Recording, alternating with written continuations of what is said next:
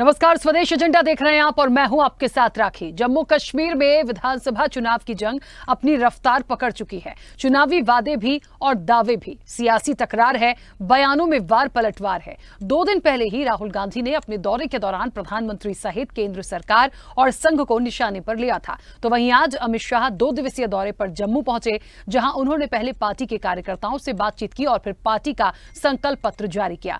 अमित शाह ने पार्टी का संकल्प पत्र जारी करने के बाद कहा कि आजादी के समय से ही हमारी पार्टी के लिए जम्मू कश्मीर का ये भूभाग बहुत महत्वपूर्ण रहा है और आजादी के समय से ही हमने इस भूभाग को हमेशा भारत के साथ जोड़े रखने के लिए प्रयास किए। शाह ने जम्मू कश्मीर की सियासत को लेकर कांग्रेस सहित उसके सहयोगी दलों को निशाने पर लिया, तुष्टीकरण की पॉलिटिक्स से जम्मू कश्मीर को डील करने का आरोप लगाया। तो वहीं 2014 से 2024 तक जम्मू कश्मीर के स्वर्णिम काल बताया।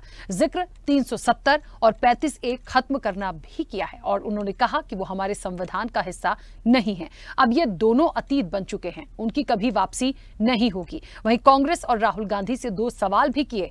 पहले सवाल में कहा कि मैं कांग्रेस से पूछना चाहूंगा कि क्या उन्होंने नेशनल कॉन्फ्रेंस के उस एजेंडे के साथ सहमति जताई है जिसमें धारा 370 फिर से लाने की बात कही गई है। राहुल इस पर कुछ नहीं कहेंगे। और दूसरा, क्या देश में 2 झंडे हो सकते हैं? राहुल गांधी को इस पर अपनी बात रखनी चाहिए। बहरहाल अब जम्मू कश्मीर में चुनाव है और बीजेपी का दांव है। वादी के लिए संकल्प पत्र है, निशाने पर विपक्ष। इन्हीं तमाम मुद्दों पर करेंगे चर्चा स्वदेश एजेंडा में। उससे पहले देखिए ये खास रिपोर्ट।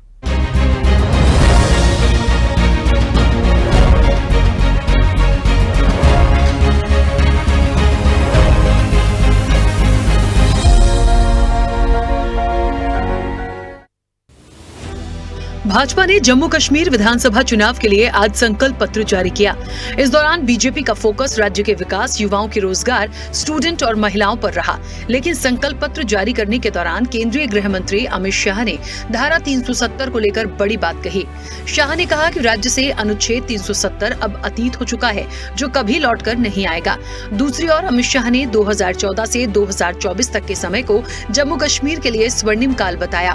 शाह ने कहा कि पहले यहाँ अलगाववादियों के सामने सरकारें नतमस्तक हुआ करती थीं। बीते 10 साल में यहाँ शांति रही और विकास हुआ। उन्होंने कहा कि धारा 370 ही वो कड़ी थी जो कश्मीर के अंदर युवाओं को उनके हाथ में पत्थर और हथियार पकड़ाती थी। आज मोदी जी के नेतृत्व में जम्मू कश्मीर में विकास के क्षेत्र में बहुत सारे काम हुए हैं। शाह ने फिर दोहराया कि जम्मू कश्मीर हमेशा से भारत का हिस्सा है और रहेगा। मित्रों, जैसा आप सभी जानते हैं, आजादी के समय से हमारी पार्टी के लिए जम्मू कश्मीर का ये भूभाग बहुत महत्वपूर्ण रहा है और आजादी के समय से ही हमने इस भूभाग को हमेशा भारत के साथ जोड़े रखने के लिए बहुत प्रयास किए। पहले भारतीय जनसंघ और फिर भारतीय जनता पार्टी ने आगे बढ़ाया, क्योंकि हमारी पार्टी मानती है कि जम्मू कश्मीर हमेशा से भारत का हिस्सा है और रहेगा, इसमें कभी कोई संशय नहीं रहा। 2014 से लेकर 2024 का ये कालखंड, जब भी जम्मू कश्मीर और भारत का इतिहास लिखा जाएगा, जम्मू कश्मीर के लिए स्वर्णिम अक्षरों से अंकित किया जाएगा, ऐसा मेरा बहुत स्पष्ट मानना है। एक जमाने में धारा 370 की परछाई में यहां पर अलगाववादियों की मांगे, हुर्रियत जैसे संगठन और हुर्रियत जैसे संगठनों के नतमस्तक होती हुई सरकारें हमने देखी थी। मगर मैं आज आप सभी पत्रकार भाइयों के माध्यम से पूरे देश को स्पष्ट कर देना चाहता हूं, धारा 370 इतिहास बन चुकी है, वो कभी लौटकर नहीं आने सकती, हम आने भी नहीं, क्योंकि धारा 370 ही वो कड़ी थी जो कश्मीर के अंदर युवाओं को हाथ में हथियार और पत्थर पकड़ाती थी। अलगाववाद की विचारधारा ही युवाओं को विकास की जगह आतंकवाद के रास्ते पर शिफ्ट करती थी। जहां एक और बीजेपी ने अपने संकल्प पत्र में जम्मू कश्मीर की जनता से कई वादे किए, तो वहीं कांग्रेस के साथ ही जम्मू कश्मीर की स्थानीय सरकारें भी शाह के निशाने पर रहीं। अमित शाह ने राहुल गांधी से जम्मू कश्मीर को लेकर 2 सवाल भी पूछे। मैं राहुल गांधी जी को पूछना चाहता हूं कि आप देश की जनता के सामने और जम्मू कश्मीर की जनता के सामने स्पष्ट करें, आपका मौन धारण करने से कुछ नहीं होता। क्या नेशनल कॉन्फ्रेंस के एजेंडा के साथ कांग्रेस पार्टी सहमत है या नहीं है? आप हाँ या ना में जवाब दीजिए।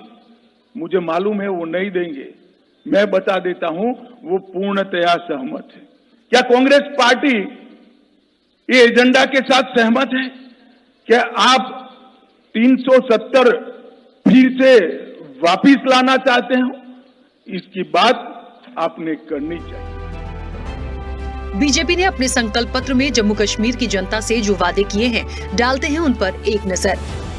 मां सम्मान योजना लेकर आएंगे, किसानों को 10,000 सालाना, 5 लाख रोजगार, क्षतिग्रस्त मंदिरों का पुनर्निर्माण किया जाएगा, IT हब की स्थापना की जाएगी, बुजुर्ग दिव्यांगों की पेंशन बढ़ाई जाएगी, भूमिहीनों को 5 मरला जमीन दी जाएगी, महिला स्वयं सहायता समूहों के ऋण माफ किए जाएंगे, 10वीं क्लास में पढ़ने वाले स्टूडेंट्स को टैबलेट और लैपटॉप, उज्ज्वला योजना के लाभार्थियों को हर साल 2 फ्री LPG सिलेंडर, श्रीनगर में अम्यूजमेंट पार्क, जम्मू में तवी रिवर फ्रंट, किश्तवाड़ में आयुष हर्बल पार्क, राजौरी बनेगा टूरिज्म स्पॉट, डल झील का विश्व स्तर पर विकास किया जाएगा, छात्रों को 10,000 रुपए कोचिंग फीस दी जाएगी, घर की एक महिला को 18,000 रुपए सालाना दिए जाएंगे, कॉलेज छात्रों को हर साल 3,000 रुपए यातायात भत्ता दिया जाएगा।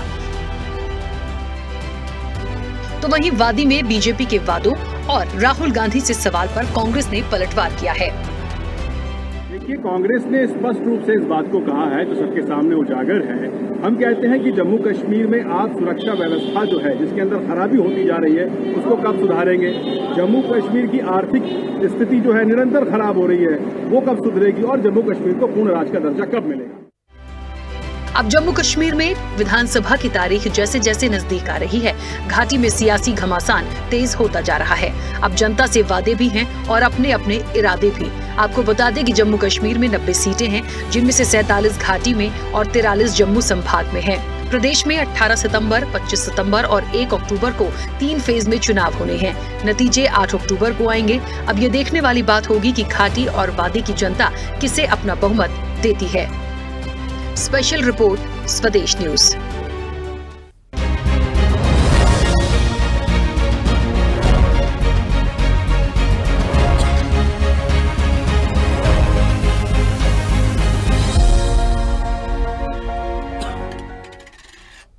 चलिए, तो संकल्प से संदेश है, 370 से टारगेट है। जाहिर तौर पर यह होगा क्योंकि 370 अपने आप में एक बहुत बड़ा मुद्दा जम्मू कश्मीर के लिए रहा।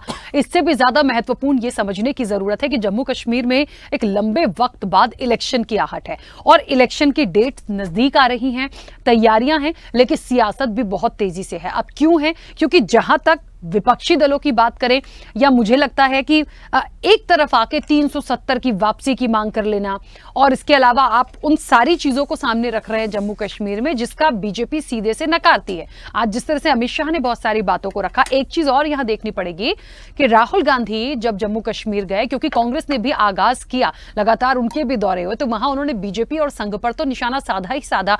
कांग्रेस के एक लाइन में कहना चाहिए कि एजेंडे में सबसे पहली बात जो राहुल गांधी ने स्वीकारी वो थी स्टेटहुड की। तो वो ये तमाम चीजें लाके देने के लिए तैयार है। विशेष राज्य का दर्जा, ये बहुत महत्वपूर्ण पॉइंट है। लेकिन क्या 370 की जो बात है, क्योंकि पीडीपी भी यही बात लेकर आई थी, विपक्षी दल जो है कांग्रेस की बात करिए, लेकिन स्पष्ट रूप से कांग्रेस 370 पे कुछ भी नहीं कह रही है, वो अपने एक अलग एजेंडे पे है। ऐसे में क्या बीजेपी का स्टैंड बिल्कुल क्लियर है, तो जम्मू कश्मीर में क्या होगा और इन तमाम प्रतिक्रियाओं के, इन बयानों के क्या मायने हैं, इसी पर चर्चा को आगे बढ़ाते हैं। हमारे साथ मेहमान जुड़े हैं। सबसे पहले आपका परिचय करा दें। भारतीय जनता पार्टी का पक्ष रखेंगे अब से कुछ देर में सज्जाद अहमद रैना, फिलहाल हमारे साथ कनेक्ट नहीं है, लेकिन उनका स्वागत है चर्चा में जुड़ने के लिए। कांग्रेस का पक्ष रखेंगे स्वामीनाथ जायसवाल। स्वामीनाथ जी, आपका भी बहुत स्वागत है। पीडीपी का पक्ष रखने के लिए फारूक इंकलाबी हमारे साथ जुड़े हैं। फारूक जी, आपका भी बहुत स्वागत है। राजनीतिक विश्लेषक हैं प्रियदर्शी रंजन। प्रियदर्शी जी, आपका भी बहुत स्वागत है। और स्वदेश न्यूज के managing editor RP Srivastava ji हमारे साथ जुड़े हैं। आरपी श्रीवास्तव जी, आपका भी बहुत स्वागत है। चर्चा की शुरुआत सबसे पहले, क्योंकि सज्जाद जी फिलहाल कनेक्ट नहीं है, स्वामीनाथ जी आपसे आवाज पहुंच रही है मेरी? जी मिल रही है राकेश जी। स्वामीनाथ जी, मैं यहां से शुरुआत करना चाहती हूँ कि 370 बहुत हाईलाइट हुआ। हुआ आया, सेटल हो गया, तमाम चीजें हो गई, लेकिन चाहे पीडीपी हो चाहे कांग्रेस हो 370 पे खुल के बात नहीं कर रहे हैं। क्या आप लोग भी चाहते हैं पीडीपी की तरह कि इसको वापसी की जानी चाहिए, वापस लाया जाएगा? और नहीं तो फिर अपना स्टैंड क्लियर रखिए ना 370 पे, क्योंकि बोलने के लिए बहुत मौका भारतीय जनता पार्टी को मिला है।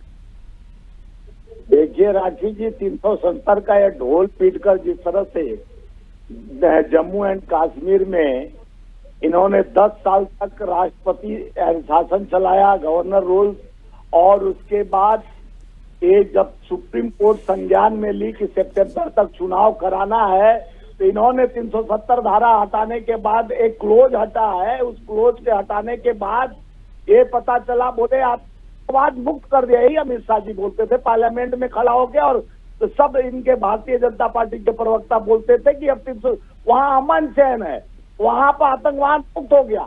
कश्मीर तो छोड़िए, जम्मू में 17 हमारे जवान शहादत दिए, और एक बस पे हमारे यात्री दर्शन करने लिए गए थे, उनपे 9 लोग का हत्या हो गया। और निरंतर जिस तरह से जम्मू भयभीत हुआ, तो ये भय मुक्त करा रहे थे। और 370 हटने के बाद वहां कितनी नौकरियां, कितने वैकेंसी, कितने युवाओं को रोजगार, कितने महिलाओं का सम्मान। और आज जो संकल्प पत्र लेके आए हैं, ये संकल्प पत्र हमारे प्रधानमंत्री जी भी लेके घूम रहे थे, लेकिन संकल्प पत्र का शुरू नहीं किए, मुजरा से मंगलसूत्र पहुंच गए कि उनका मंगलसूत्र छीनकर, हिंदू का मंगलसूत्र छीनकर, बहनों का मंगलसूत्र छीनकर मुसलमानों को दे देंगे, उनका भैंस उठाकर, गाय उठाकर, घर उठाकर मुसलमानों को दे देंगे। यही संकल्प पत्र था, ये देश का संकल्प पत्र था। अभी जम्मू एंड कश्मीर का संकल्प पत्र है, और 2 करोड़ नौकरी 15 लाख खाते में, वो भी संकल्प पत्र में था इनके।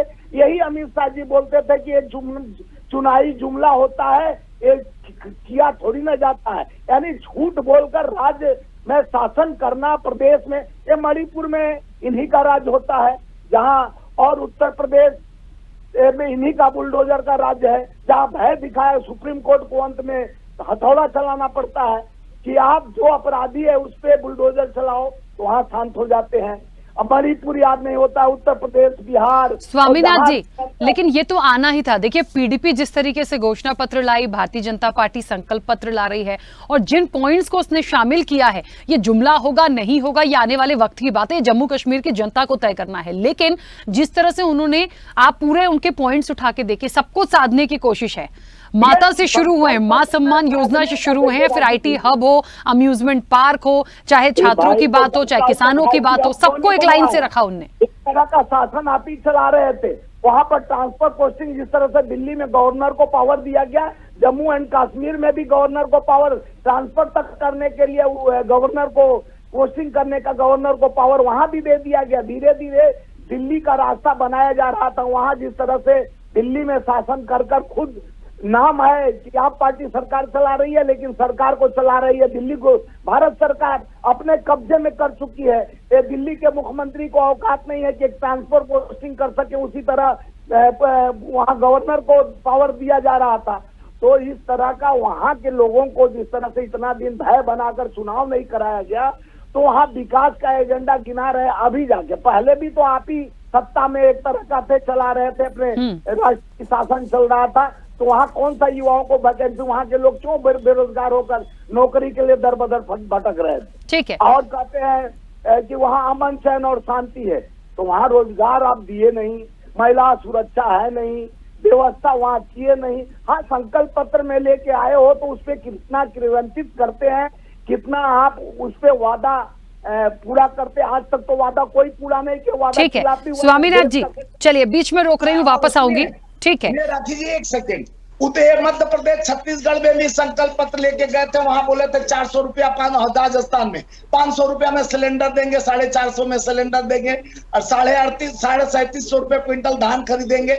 लेकिन ये संकल्प पत्र में लेके गए थे, लेकिन वो संकल्प पूरा नहीं हुआ।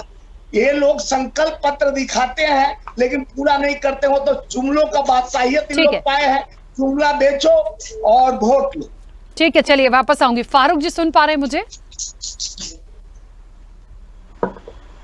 फारूक जी, बहुत सारी बातों का समावेश किया गया है संकल्प पत्र में। मैं उन मुद्दों पर, उन पॉइंट्स पर इसलिए बात करूंगी क्योंकि चुनाव में मुख्य रूप से क्या होता है, आपके वादे होते हैं, आप जम्मू कश्मीर की जनता के लिए, वहां के छात्रों के लिए, वहां के किसानों के लिए, सबके लिए आप क्या सोच रहे हैं, ये मुख्य मुद्दे होते हैं जिनको लेकर जनता के बीच जाना है। भारतीय जनता पार्टी का स्टैंड क्लियर है, पीडीपी भी अपना स्टैंड क्लियर कर चुकी है, लेकिन यहां पे एक जो मुद्दा सबसे बड़ा है वो 370 का बिल्कुल अपोजिट है। आप सबकी वापसी की बात है, वहां से वो कह रहे हैं कि इतिहास बन चुकी है, वापस कभी नहीं हो पाएगी और होने नहीं देंगे। देखिए, जिस तरीके से भारतीय जनता पार्टी की सोच है जम्मू कश्मीर के लोगों को लेकर के पिछले कई सालों से, वो 370 के नाम पर पूरे हिंदुस्तान के लोगों को बेवकूफ बनाते रहे हैं और ये कह के कि 370 और 35A जो है ये जम्मू कश्मीर की तरक्की के बीच में एक दीवार का काम कर रही है। 370 है, 35A है, तो हम लोग जो है जम्मू कश्मीर में तरक्याती काम शुरू नहीं कर पा रहे हैं, रोजगार नहीं दे पा रहे हैं।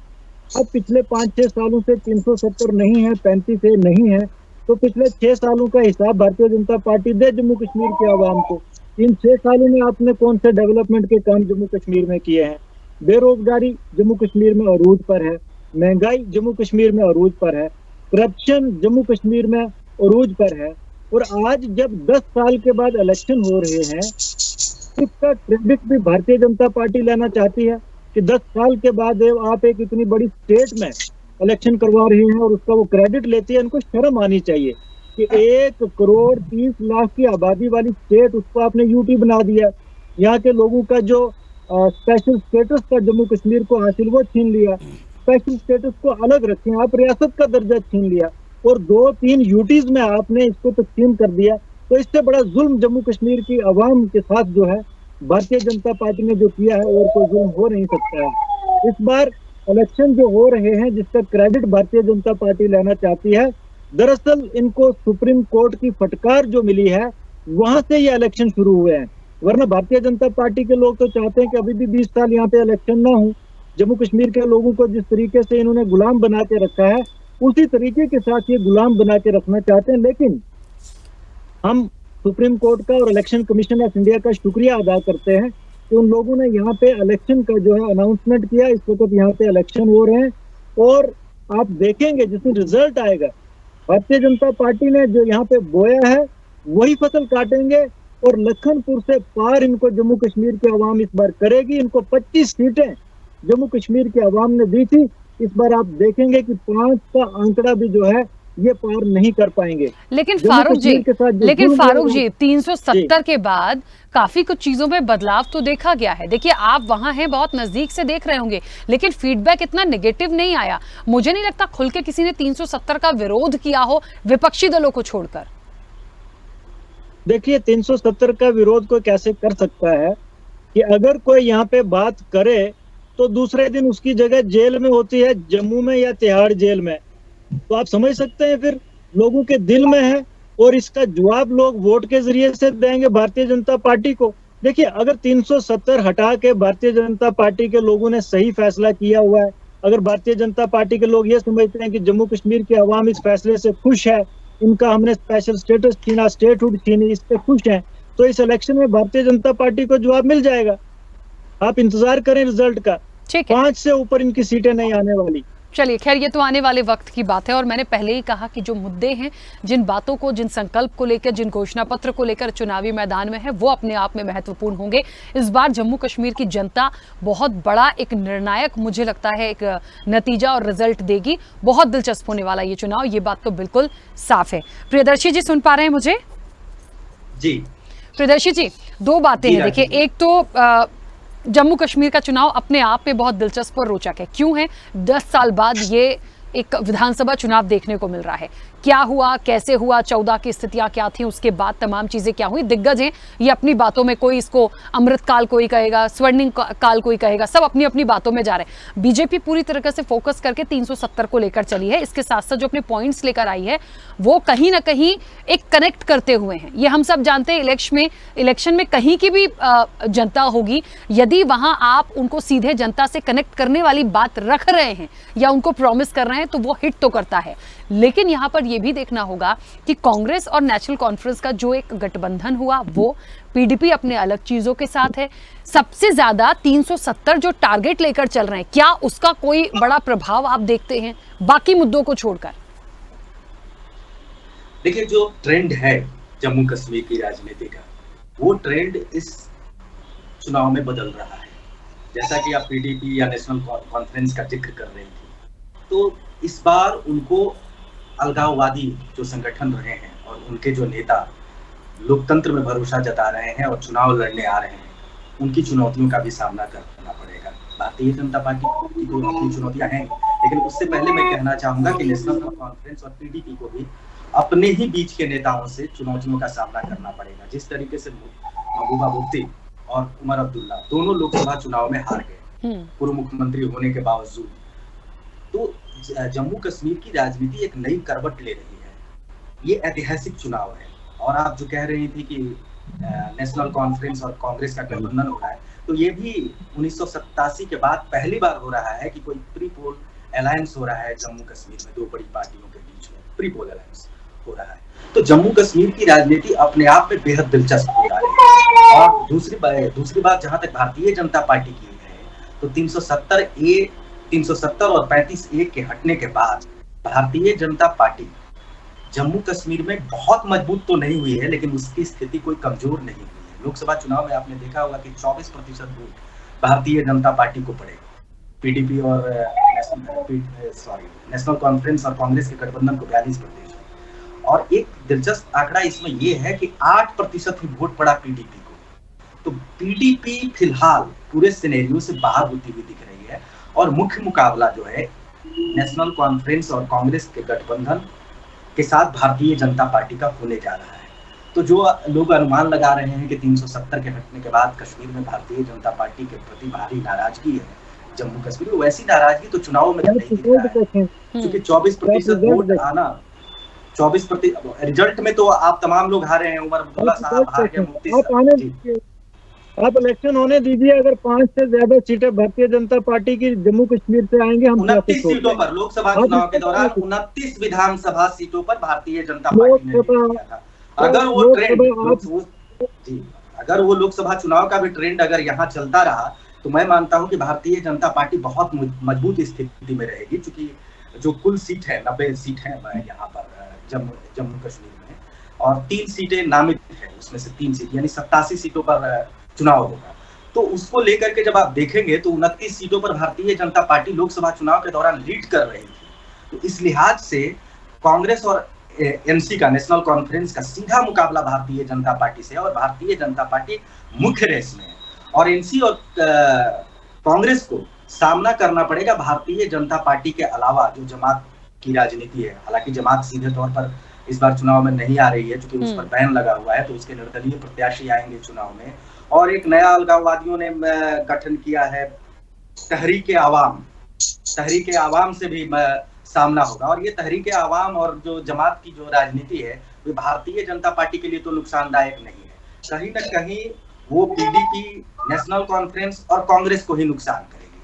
हाँ, भारतीय जनता पार्टी के लिए एक नकारात्मक पक्ष है कि कश्मीरी पंडित अभी तक मुखर होकर के कुछ नहीं बोल रहे हैं कि वे किसके साथ है, भारतीय जनता पार्टी के साथ है या कांग्रेस के साथ है। क्योंकि कश्मीरी पंडितों का थोड़ा बहुत झुकाव और रुझान कांग्रेस के प्रति है।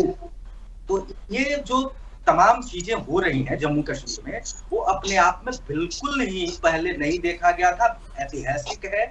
और जो चुनाव परिणाम आएंगे वो भी ऐतिहासिक रहेगा, दिलचस्प रहेगा, अभूतपूर्व रहेगा।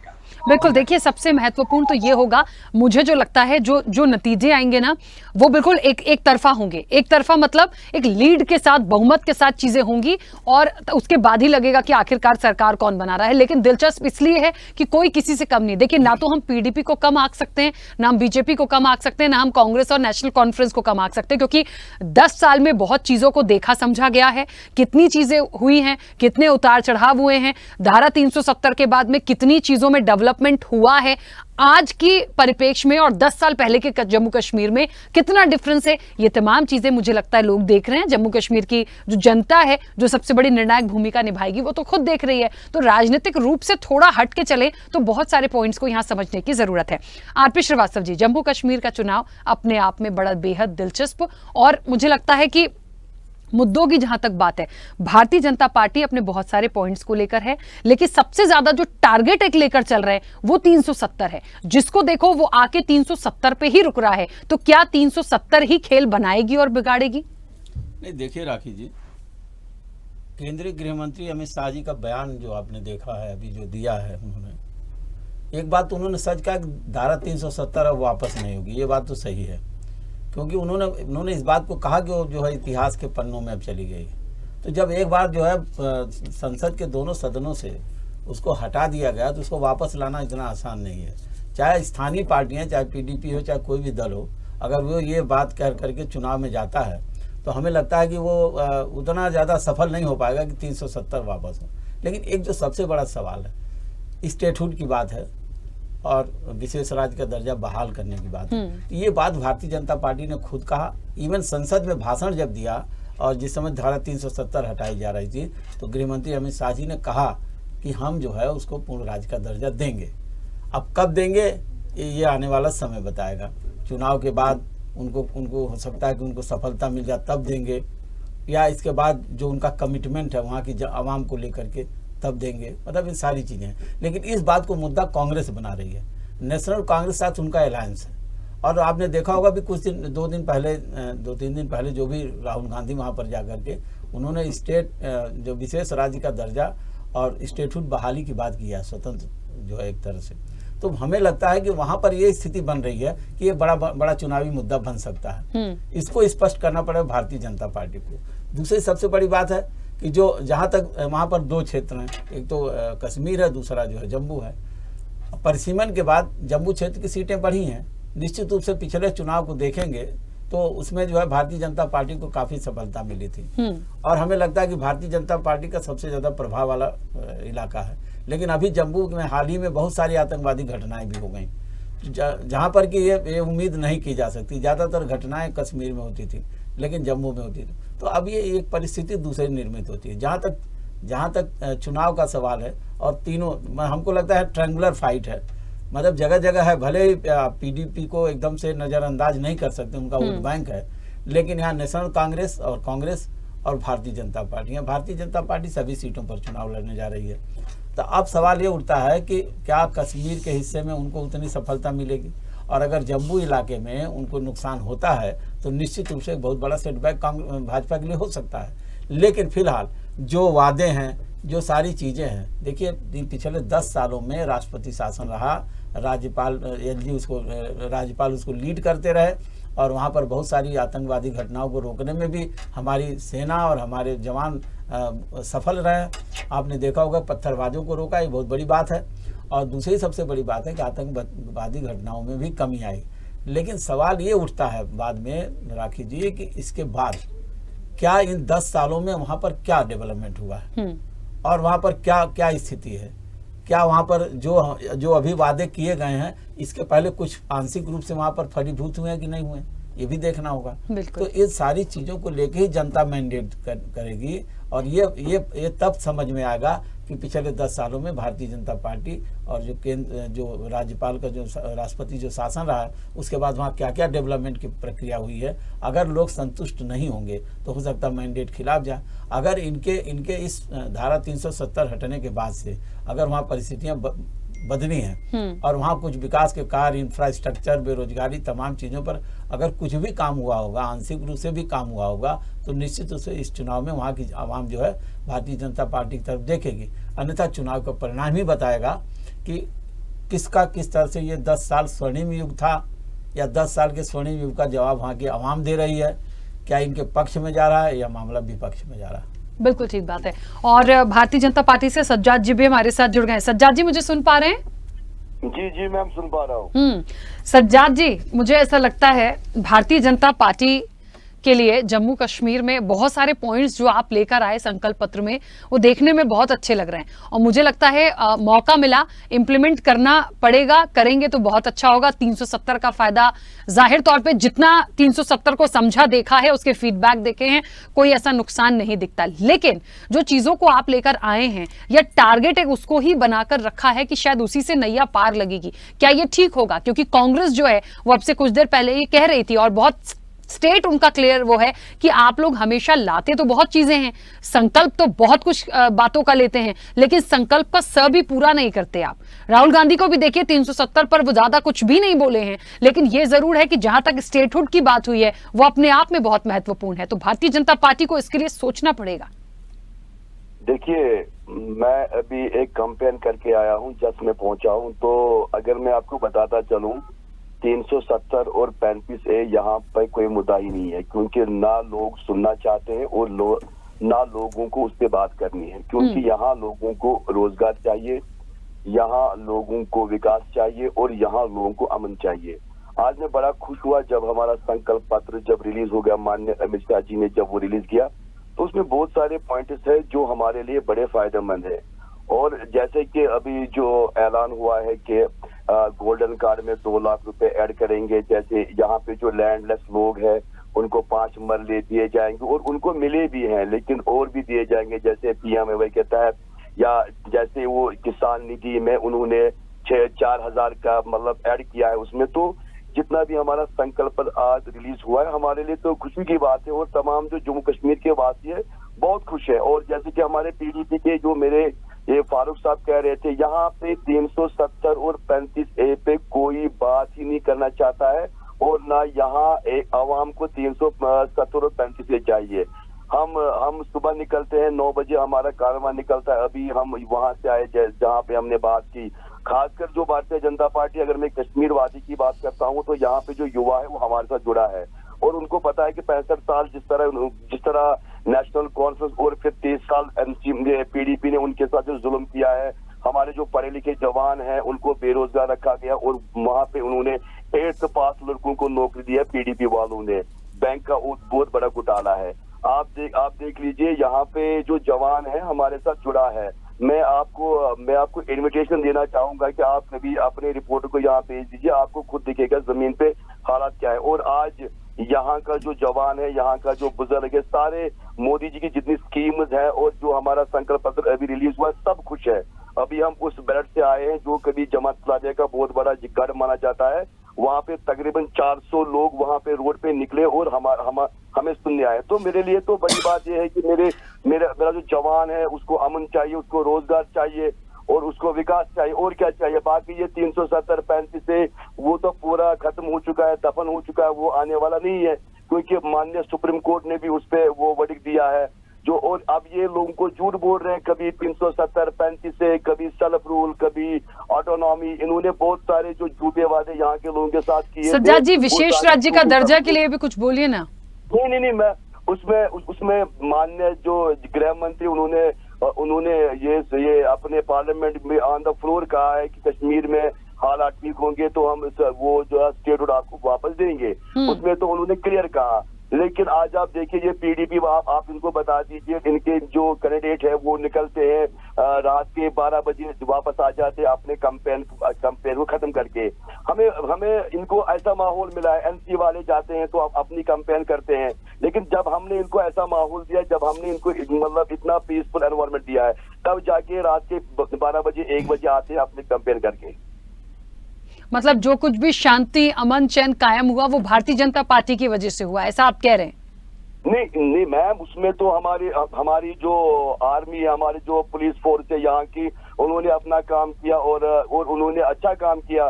तो हम चाहते हैं कि जो अभी गवर्नमेंट है उन्होंने मतलब इतना अच्छा काम किया है कि यहाँ आज आप देखिए, यहाँ जवान आज इलेक्शन में आ रहे हैं, वो जवान जो कभी नहीं चाहते थे कि हम इलेक्शन लड़े, लेकिन ठीक है। माहौल देखिए बना सज्जाद जी, एक महत्वपूर्ण पॉइंट है, बाकी चीजों में क्या कैसा हुआ है वो जनता निर्णय देगी। मैं दो चीजों पर इसलिए जा रही हूं क्योंकि विशेष राज्य का दर्जा या पूर्ण राज्य का दर्जा जो है वो अपने आप में एक महत्वपूर्ण पॉइंट है। 370 को भारतीय जनता पार्टी हिट कर ही रही है। वो अपने संकल्प पत्र में जिन बातों को लाई है वो एक अलग दिशा देते हैं। क्यों? क्योंकि वो जनता से कनेक्ट करती हुई चीजें हैं। अब इस बीच में बाकी लोग किस चीज की बात कर रहे हैं, किस चीज की वापसी की बात कर रहे हैं, उसका कितना इंपैक्ट पड़ेगा ये तो आने वाले समय में देखना होगा। लेकिन अभी आप कह रहे थे कि थोड़ी सी स्थितियां परिस्थितियां अच्छी होंगी, अमन चैन होगा और चीजें होंगी तो जाहिर तौर पर उसको इंप्लीमेंट किया जाएगा। किसको? विशेष राज्य के दर्जे को, क्योंकि अमित शाह जी ने खुद इस चीज को बोला। लेकिन कब, क्या, कैसे, मुझे लगता है थोड़ी सी क्लियरिटी होनी चाहिए। अभी तो यदि कह रहे हैं हम कि अमन चैन हो गया है, सब कुछ ठीक हो गया है, तो पूरी तरह से तो खत्म भी नहीं हुआ, ये भी देखना पड़ेगा। एक बात ऐड करना चाहूंगा, अक्टूबर में जब भारतीय जनता पार्टी के सीएम यहाँ ओथ लेंगे तो उसके बाद सारे मसले मसाइल ठीक होंगे। अभी हमारी जो प्रियॉरिटी रही है वो यहाँ का जो पीसफुल एनवायरनमेंट क्रिएट करना है, यहाँ के जवान को अच्छी दिशा दिखाना है, मेन स्ट्रीम में लाना है, जैसे हमने सारे काम किए यहाँ पे। तो मैं फख्र से कहता हूँ कि आज आप देखिए, मैं पुलवामा से बिलोंग करता हूँ, हम अभी जस्ट कंपेनिंग करके आए हैं, हमारे साथ वहाँ पे लोग जुड़े हैं और आज देखिए हमारे पास कोई ना कोई सिक्योरिटी थी, हम बिना खौफ के गए। तो सारा क्रेडिट जहाँ की पुलिस फोर्स और सिक्योरिटी जो हमारी इंडियन आर्मी उनको जाता है। तो हम चाहते हैं कि ऐसा ही माहौल कायम रहे। हम चाहते हैं कि इसमें मतलब कुछ अनासिर है जो चाहते हैं कि ऐसा माहौल ना हो, क्योंकि उन्होंने 65 साल इसी पे राजनीति की है। यहाँ के सड़कों पे खून बहाया गया, यहाँ के जवान कब्रिस्तान में पहुंचा इनकी सियासत ने। इनको कुर्सी से बहुत प्यार है, इनके कश्मीर के आवाम के साथ इनको कोई प्यार है ही नहीं। ठीक है, चलिए वापस आती हूँ। स्वामीनाथ जी कुछ कहना चाह रहे थे, बोलिए। देखिए रांची जी, जिस तरह से हमारे मित्र भाजपा के प्रवक्ता पुलवामा से हैं, लेकिन अभी तक पुलवामा में न्याय नहीं मिला। जो 40 जवान शहीद हुए थे, उनकी माँ और उनकी विधवा आज तक न्याय के लिए तरस रहे कि आखिर वो कौन RDX लाया था, वो एम्बेसडर का मालिक कौन था। आज तक पता नहीं चला कि वो RDX लाने वाला कौन था और कैसे 40 लोग शहादत दिए। उस शहादत का ऊपर चुनाव लड़कर वोट जरूर मांगा गया युवाओं से। और जिस तरह से हमारे मित्र कह रहे हैं कि युवाओं को रोजगार, 10 साल से अपेक्षित रूप से आप ही की सरकार चल रही थी और आप नहीं चाह रहे थे गवर्नर रूल्स हटे। वो तो माननीय सर्वोच्च न्यायालय सुप्रीम कोर्ट संज्ञान में लिया कि नहीं कराना पड़ेगा चुनाव, तो मजबूरी आपके सामने आ गई। तो आज तक रोजगार दिए क्यों नहीं? क्यों वहां के युवा भटक रहे हैं, आके दर बदर जा रहे हैं? क्यों वहां पर आप रोजगार नहीं, अमन चैन शांति की बात करते हैं? अभी इतना आपको मैं गिनाया कितना जवानों को शहादत देना पड़ा और वहां पर यात्रियों को शहादत देना पड़ा। ये लोग खाली एजेंडा घुमाते। हम अमित शाह जी बोल देते हैं, अमित शाह बोले पूर्ण राज्य का दर्जा और राज्य का दर्जा विशेष दर्जा दिया जाएगा, तो उसको कर देना चाहिए था ना। 370 धारा हटाने के बाद आपने वादा पार्लियामेंट में किया कि ऐसा करेंगे, क्रियान्वित करेंगे, और सरकार आप आती है तो वो कहते हैं जुमले हम दिए थे। तो आप तो जुमलों के बादशाहियत हो जाते हैं। जब भी सरकार आती है तो ये लोग मुद्दे से भटक जाते हैं, संकल्प पत्र रख देते हैं कि ठंडे बस्ते में डाल दो। संकल्प पत्र पर इतना ही क्रियान्वित होते रहता तो ये दशा दिशा नहीं होती। आज जिस प्रदेश में इन्होंने संकल्प पत्र की बात कही, वो संकल्प सिर्फ संकल्प पत्र में ही रहता है, उसमें काम नहीं होता है राखी जी। और हमारे मित्र ने जो कहा कि रोजगार, युवाओं को रोजगार तो पूरे देश से खत्म होते जा रहा है, वो जम्मू एंड कश्मीर में क्या रोजगार देंगे? स्वामीनाथ जी, लेकिन स्टेटहुड के साथ साथ कांग्रेस के भी तो अपने कुछ पॉइंट्स होंगे जिसको लेकर आप मैदान में होंगे, या सिर्फ एक ही मुद्दा हो? राज्य में देखिए, सुनिए, हम तेलंगाना में बोले कि 1 लाख रुपया 2 लाख रुपया तक कांग्रेस वालों ने यहाँ के जवानों में खून बहाया, क्या बोलेगा मुझे? इन्होंने खून बहाया, उन्होंने 1 लाख जवान हमारे मारे गए, उनको कब्रिस्तान पहुंचाया गया। क्या बात करेंगे आज, क्या बात करेंगे कांग्रेस वाले? ये झूठ है, झूठ बोल रहे हैं। जो इन्होंने यहाँ पे किया है 87 में जो किया है, हम अभी भी भुगत रहे हैं उसका। हम सज्जाद जी प्लीज 1 मिनट अपने समय पे बोलिएगा, 1 मिनट रुकिए। ये चाहते अमन नहीं हो, ये चाहते अमन नहीं हो। तो सज्जाद जी आप कह रहे हैं वो झूठ बोल रहे हैं, कांग्रेस कह रही है आप झूठ बोल रहे हैं, फैसला तो जनता को करना है। झूठे हैं ये सब, क्या बीच में बोलना चाहता है? इनको यही नहीं धैर्य है कि मैं इनका सम्मान के साथ हम इनका बात सुने, थोड़ा सुनने का धैर्य रखो, सुनने का धैर्य रखो, सम्मान। राहुल गांधी श्रीनगर आते हैं और रात के 8 बजे न्यूयॉर्क चौक जीते हैं। उस लाल चौक में जो कभी हुआ करता था, एक एक करके बोलेंगे तो आप दोनों भी समझ पाएंगे कि दोनों एक दूसरे से कह क्या रहे हैं, और हमारी जो दर्शक है, जो जनता है, वो भी समझेगी। ऐसे मत बात करिए प्लीज। जब हम अभी बात कर रहे हैं, इनका बात हम अमन चैन से सुने, तो इनको सुनने का धैर्य रखना चाहिए, क्योंकि इनके अंदर फफड़ाते हैं, क्योंकि ये झूठों का बादशाह, जुमलों के बादशाह है। जिस तरह से शोर मचाए शोर, ये नहीं चाहते कि जम्मू एंड कश्मीर के 1,38,00,000 जनता सुकून और चैन पाए।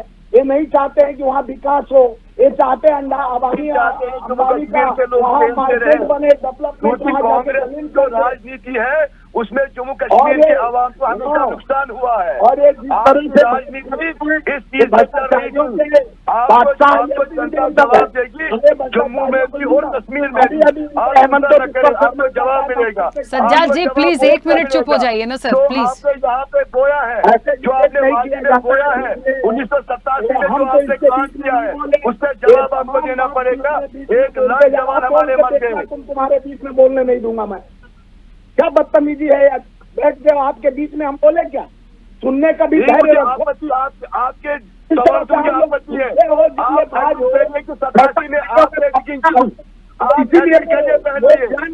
सर बाहर भी ऐसे ही करते हैं क्या आप लोग?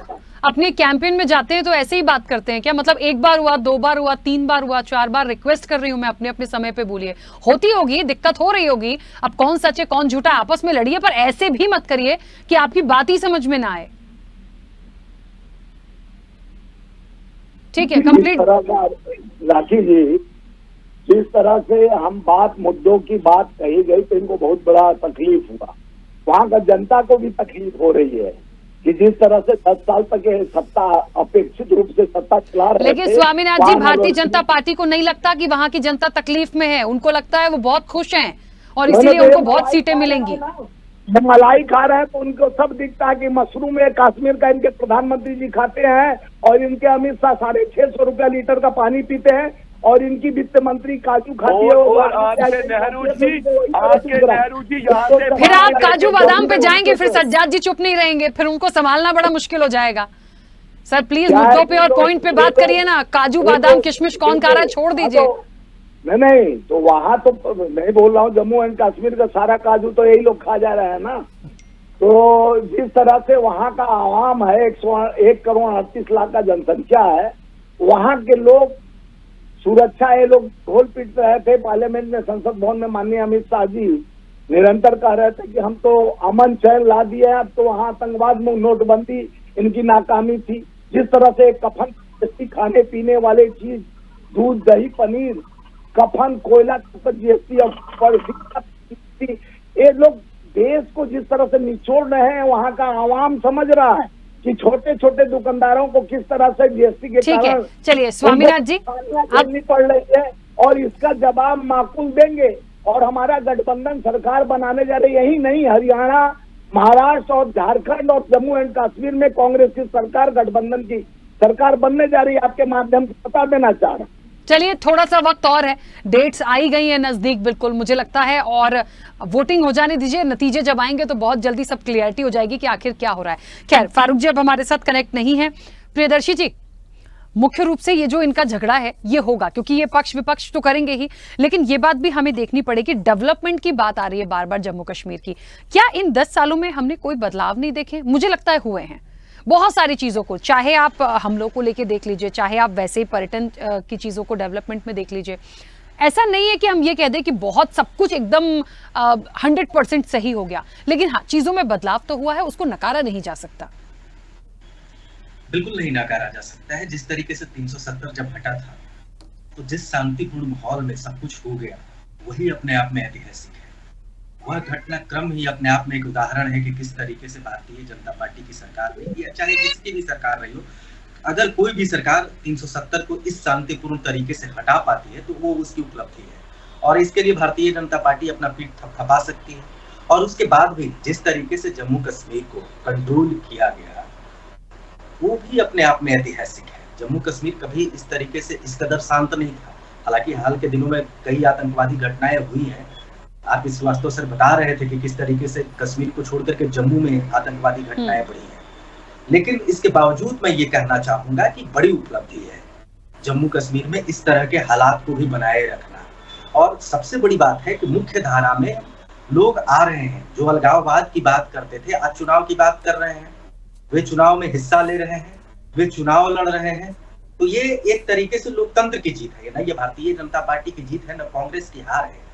तो अगर लोकतंत्र में जम्मू कश्मीर की आवाम हिस्सा ले रही है, अलगाववादी कल तक जो अलगाववाद का बयान देते थे वे अगर चुनावी राजनीति में आ रहे हैं, तो इस उपलब्धि को समझा जाना चाहिए।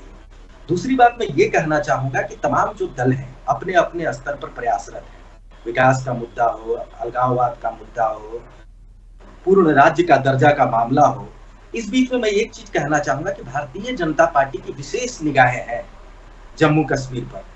जिस तरीके से हाल के दिनों में राम माधव, जो कि संघ में चले गए थे, पहले भारतीय जनता पार्टी के राष्ट्रीय महामंत्री हुआ करते थे और बहुत लंबे समय तक जम्मू कश्मीर के प्रभारी भी थे, और उन्हीं के नेतृत्व में कहा जाए कि पीडीपी और भारतीय जनता पार्टी का गठबंधन हुआ था, उस राम माधव को भारतीय जनता पार्टी एक बार फिर से बैक कर रही है और वे मेन एक्सट्रीम पॉलिटिक्स में आ रहे हैं और जम्मू कश्मीर में बड़ी जिम्मेवारी संभालने जा रहे हैं और संभाल रहे हैं। तो भारतीय जनता पार्टी वहां बहुत कुछ घूम चुकी है। 10 सालों में जिस तरीके से उन्होंने जम्मू कश्मीर को कंट्रोल किया है, वो उनका मैनेजमेंट, उनका डेवलपमेंट, जिस तरीके से वहां तक कटरा से आगे तमाम तरह के रेल लाइनें गई, सड़कों का जाल बिछा, विकास की नई नई योजनाएं आई। पहली बार 10 साल इन 2019 के बाद जम्मू कश्मीर को लगा कि हम इस देश के हिस्सा हैं और उनको देश को समझने का मौका मिला और देशवासियों को भी जम्मू कश्मीर को अपना कहने का मौका मिला।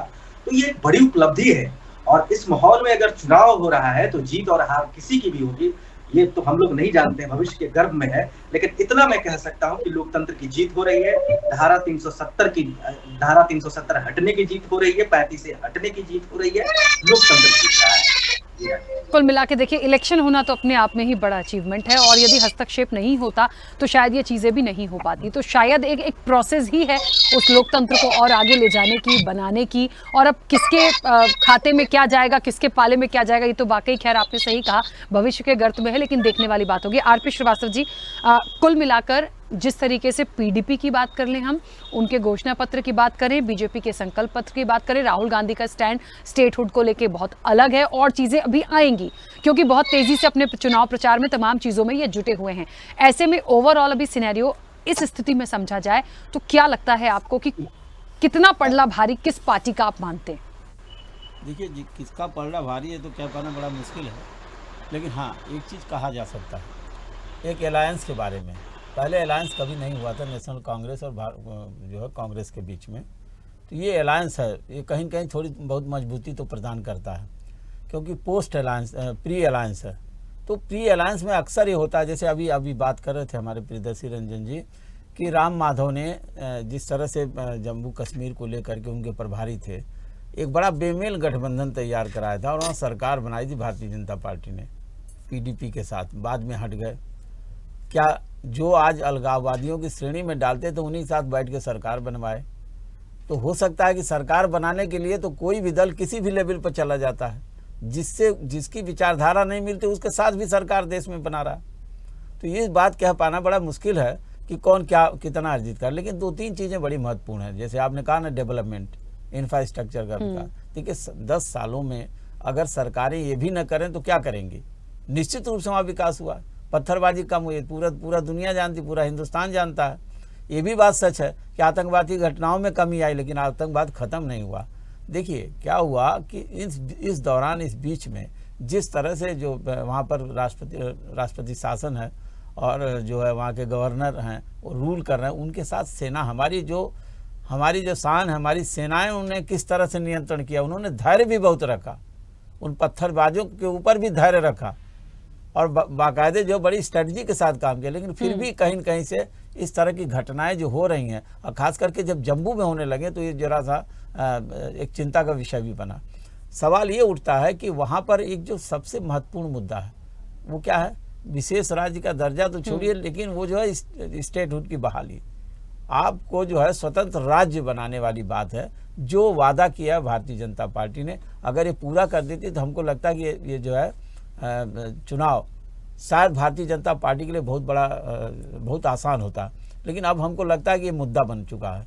दूसरी सबसे बड़ी बात है, भारतीय जनता पार्टी ने एक बहुत मास्टर स्ट्रोक जो वहाँ की जनजातियों को और वहाँ के आरक्षण की जो बात किया, ये भी बड़ी महत्वपूर्ण बात है। अभी कितना असर दिखाएगी चुनाव में, ये कह पाना बड़ा मुश्किल है, लेकिन इतनी बात तय है कि अमित शाह जी का जो ये बयान देना कि धारा 370 वापस नहीं हुई, तो ये बात तो तय है कि अब वो उसकी वापसी तो नहीं हो सकती 35 से। और इसकी हाँ इतना जरूर है कि अगर स्वतंत्र राज्य का दर्जा दे देते हैं तो वहाँ की आवाम खुल के अपना चुनाव में भाग लेगी। और पिछले लोकसभा में देखा होगा कि आपने वहाँ की जनता ने 40% से ऊपर वोट किया, ये बहुत बड़ी बात है। और बिल्कुल सही बात है कि लोकतंत्र की जीत हुई है, और इस चुनाव में भी चाहे परिणाम जो भी है लोकतंत्र की ही जीत होगी, क्योंकि हमारा देश लोकतांत्रिक है और यहाँ पर चुनाव होने चाहिए। लोकतांत्रिक व्यवस्था में एक जो चुनी हुई सरकार आना चाहिए, तो ये तो होना चाहिए। लेकिन अब सवाल ये है कि केंद्र में जो सरकार है भारतीय जनता पार्टी की, उनको क्या सफलता कितनी मिलती है और वहाँ का सिनेरियो क्या होता है। लेकिन कहीं न कहीं ये बात समझ में आती है कि करीब करीब जो है भारतीय जनता पार्टी और नेशनल कांग्रेस और कांग्रेस के बीच के अलायंस के बीच काफ़ी कड़ी टक्कर है। और उस बीच में जो है आपका पीडीपी एक जो है बहुत ही महत्वपूर्ण भूमिका में, कि ऊँट किस करवट बैठेगा उसकी भी भूमिका होगी। ये बात अलग है कि वहां पर उनको सफलता कितनी मिलती है, लेकिन उनकी भी कहीं न कहीं भूमिका होगी। बिल्कुल, चलिए समय की सीमा है, सज्जाद जी अपनी बात रखिएगा जल्दी से। सज्जाद जी सुन पा रहे हैं? चलिए सज्जाद जी शायद डिस्कनेक्ट हो गए। स्वामीनाथ जी अपनी बात रखिएगा जल्दी से, समय हो गया। देखिए राखी जी, अब चुनाव समय नजदीक आ गया है। 1 तारीख को जनता मूड बना चुका है, बदलाव का महालहर है, और 4 तारीख को माकूल जवाब मिलेगा। जिस तरह से भारतीय जनता पार्टी अपना 10 साल से अपेक्षित रूप से सरकार चला रही थी, वहां के युवाओं में एक आक्रोश है। मैं जम्मू में 2-3 बार गया था, लोगों के बीच जाकर मजदूरों के, वहां के मजदूर भी तबाह है, आवाम भी तबाह है कि कब मौका मिले हम लोग को वोट देने का, उसके बाद परिवर्तन होगा। और 1,29,00,000 जनता ये परिवर्तन के लिए इंतजार था, अब इंतजार का समय खत्म हो गया। अब चुनाव का समय है और जीत हमारे गठबंधन का सुनिश्चित है। चलिए खैर वो तो आने वाले वक्त की बात होगी, समय भी हो गया है, महत्वपूर्ण है, लेकिन जिन मुद्दों को लेकर हैं, जिन बातों को लेकर हैं, उस पर कितना खरा उतरेंगे, किस तरह से जनता को कनेक्ट कर पाएंगे, ये अब दिग्गजों के हाथ में है। और सबसे बड़ी निर्णायक तो जनता ही होगी जम्मू कश्मीर की। तो मुझे लगता है ये बहुत जल्द हमारे और आपके सामने होगा कि आखिरकार क्या होना है। फिलहाल समय हो गया, आप सभी का बहुत शुक्रिया इस चर्चा में जुड़ने के लिए। तो निश्चित तौर पर देखिए, संकल्प से संदेश, 370 से टारगेट क्यों नहीं होगा। संकल्प से एक संदेश देने की तो कोशिश कर दी और टारगेट 370 रखा ही हुआ है, क्योंकि मुख्य मुद्दा ही उसको, उस धारा से उसको हटने नहीं देंगे। तो वो धारा ही ऐसी थी जिसमें एक बड़ा बदलाव करके, और इन 10 सालों के परिप्रेक्ष्य में जम्मू कश्मीर को समझे तो ऐसा नहीं है कि डेवलपमेंट नहीं हुआ या चीजें बदली नहीं है, काफी कुछ बदलाव हुआ है। अब इसका फायदा किसको मिलता है, क्या गठबंधन में जो है उनके पास, या सीधे सीधे भारतीय जनता पार्टी, या फिर पीडीपी भी अपनी महत्वपूर्ण भूमिका निभाएगी, ये देखने वाली बात होगी। फिलहाल चर्चा में इतना ही। बने रहिए स्वदेश न्यूज के साथ। सबसे पहले देश।